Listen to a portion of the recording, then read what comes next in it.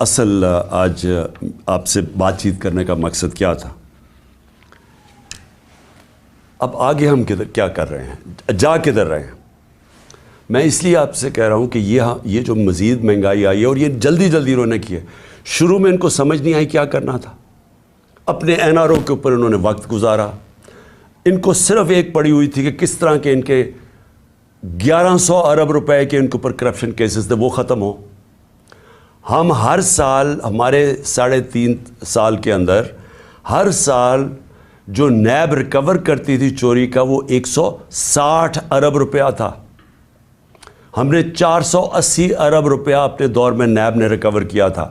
ہم نے نہیں کیسز بنائے تھے، یہ پرانے کیسز تھے، لیکن ہمارے دور میں نیب پیسے ریکور کر رہی تھی کیونکہ ہم کسی کو بچا نہیں رہے تھے. اب 1100 ارب روپے کے جو کرپشن کیس ہیں انہوں نے معاف کروا لیے.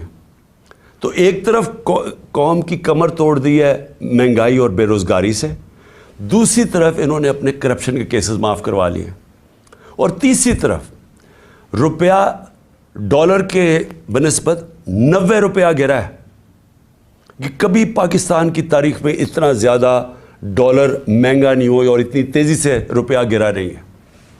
تو قوم کے لیے تو کیا ہوا اس سے؟ اگر آپ کی 30,000 روپیہ تنخواہ تھی، آج صرف وہ 20,000 روپے کی 30,000 روپے کی تنخواہ 20,000 کی چیزیں خرید سکتی ہے. آج جو ڈی ویلیویشن ہوئی ہے ساری قوم کا، جو جیسے کہتے ہیں نا جی ڈی پی، کیونکہ جی ڈی پی ڈالر سے میجر ہوتی ہے تو پر کیپٹا انکم ڈالر سے میجر ہوتی ہے، وہ ساری نیچے آ گئی ہے. ان کے ہوتے ہوئے جب تقریباً 90 باہر مارکیٹ میں جاؤ تو وہ 100 روپیہ کا بھی سے زیادہ ڈالر مہنگا ہو چکا ہے.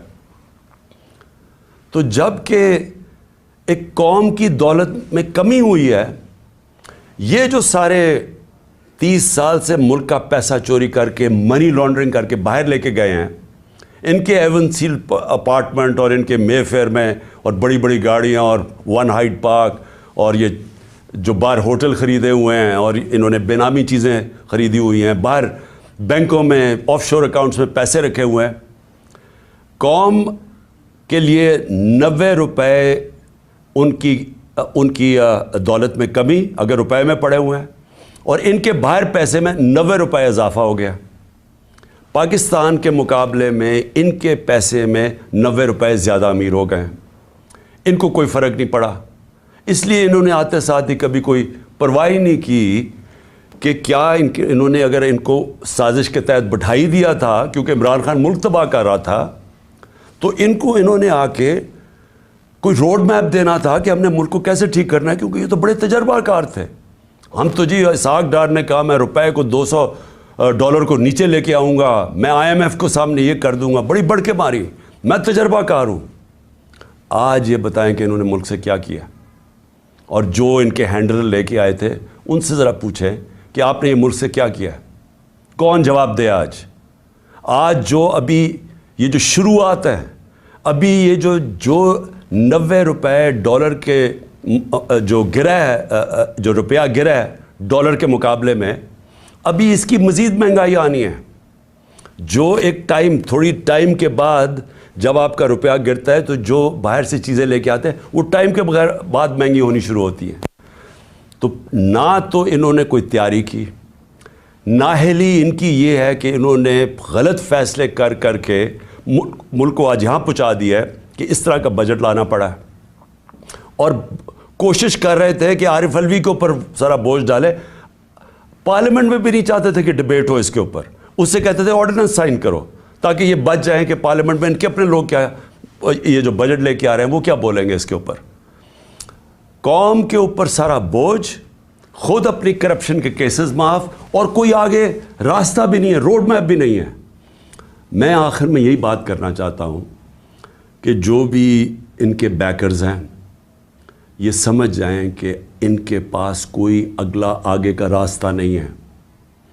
یہ اگر سمجھ رہے ہیں کہ اس سے آپ آئی ایم ایف کے ڈالرز آ جائیں گے تو وہ یہ ایسے سمجھیں کہ یہ کینسر کا علاج ڈسپلن سے ہو رہا ہے، تھوڑی دیر کا تھوڑا سا آرام آئے گا، لیکن کینسر جب تک کاٹ کے نکالی نہ جائے یہ کینسر پھیلتی جائے گی، یہ قرضے بڑھتے جائیں گے. آمدنی سکڑتی جا رہی ہے. ہماری ریمیٹنسز جو ہمارے دور میں 17% انکریز کر رہی تھیں, ہماری ریمیٹنس میں 17% اضافہ ہو رہا تھا جو 31 ارب پہ پہنچ گئی تھی, وہ ان میں اب 11% کمی آ گئی ہے. تو پہلے تو اضافہ ختم ہوا اور پھر 11% کمی آ گئی ہے, یعنی جو ڈالرز آنے تھے ریمیٹنس سے وہ کم ہو گئے ہیں, ایکسپورٹس گر گئی ہیں ہماری. تو ہمارے پاس تو جو آمدنی ہے وہ تو سکڑتی جا رہی ہے, فیکٹریاں بند ہو رہی ہیں, بے روزگاری بڑھ رہی ہے, لیکن قرضے بڑھتے جا رہے ہیں کیونکہ یہ تو قرضے ہی لیے ہیں نا آئی ایم ایف سے, اور ہم یہ امید رکھ رہے ہیں کہ اور بھی ملٹی نیشنلز قرضے دیں گی. تو وہ تو قرضے ہیں, تو یہ حل تو نہیں ہے. حل کیا ہے؟ حل جو میں تب سے کہہ رہا ہوں, میں نے کوشش بھی کی, اپنی گورنمنٹ خود میں نے ڈیزالو کی اپریل میں الیکشنز کروانے کے لیے, لیکن پورا پلان بنا ہوا تھا کیونکہ فیصلہ ہو گیا تھا عمران خان بہت خطرناک ہے اس ملک کے لیے. تو اس تب سے وہی ابھی بھی حل ہے. اس ملک میں اگر ہم نے صاف اور شفاف الیکشن نہ کروائے, ایک پبلک مینڈیٹ سے گورنمنٹ نہ آئی جو کہ پبلک جس کے پیچھے کھڑی ہو جس گورنمنٹ کے, وہ گورنمنٹ پھر مشکل فیصلے کرے. وہ جو میں کینسر کو کاٹ کے نکالے ملک سے, اسٹرکچرل ریفارمز کرے, جو آج ملک کی ضرورت ہے, رول آف لا قائم کرے, گورننس سسٹم ٹھیک کرے, تب جا کے یہی جو کرائسس ہے یہ ہم فائدے میں اس کو کر سکتے ہیں.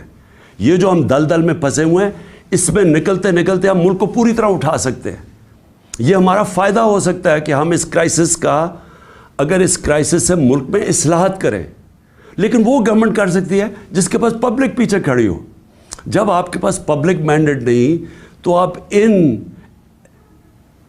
پی ڈی ایم کے یہ جو اوپر 60% لوگ ضمانت پہ ہیں کرپشن کیسز پہ, اور ان کا سلوشن یہ ہے, کیونکہ ان کے پاس تو حل کوئی نہیں ہے, ان کا سلوشن یہ ہے کہ عمران خان کے اوپر 60 FIR caught do, us P T I کے لوگوں کو جیلوں میں ڈالو, ان کے اوپر تشدد کرو, ان کو خوف پھیلاؤ, ان کو ڈراؤ دھمکاؤ, اور ان کو اور اس طرح کرو کہ جب وہ بالکل پارٹی ان کی ٹوٹ جائے تو پھر الیکشن کرواؤ.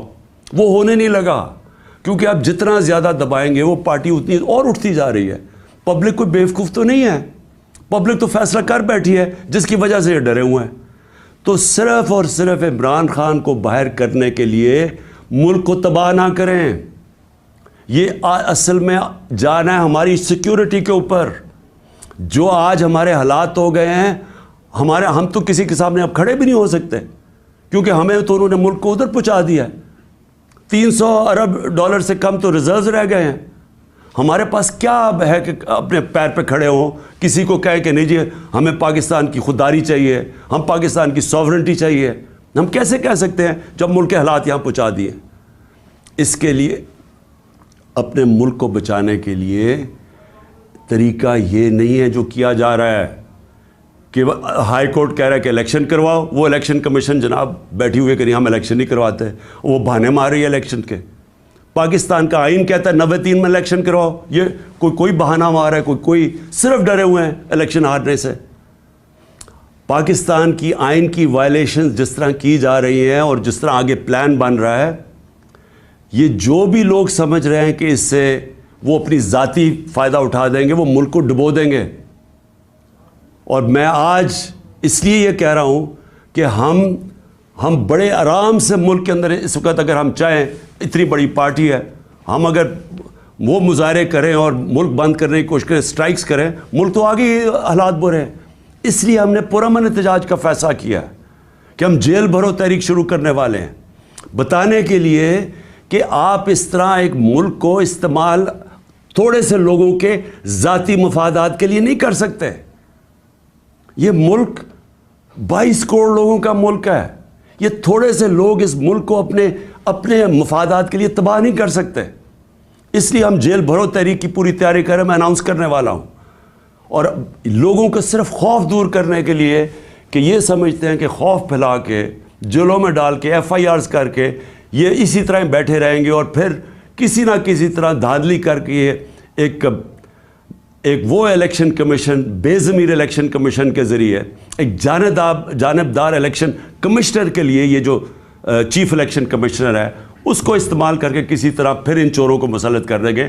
یہ ہونے نہیں لگا, ملک کو نقصان پہنچ رہا ہے. اور میں آخر میں اپنی ساری قوم کو کہنا چاہتا ہوں, پھر سے میں ایک بات کہنا چاہتا ہوں اور بات ختم کرتا ہوں کہ دیکھیں وہ ہم اس موڑ پہ کھڑے ہو گئے ہیں جس کا ہم سب کو خطرہ تھا کہ ایک دن جب سے یہ امپورٹڈ حکومت آئی ہے کہ خدا نہ خواستہ ہم یہاں نہ پہنچ جائیں. ہم وہاں پہنچ گئے ہیں. ہمارے سامنے اب صرف 2 راستے ہیں.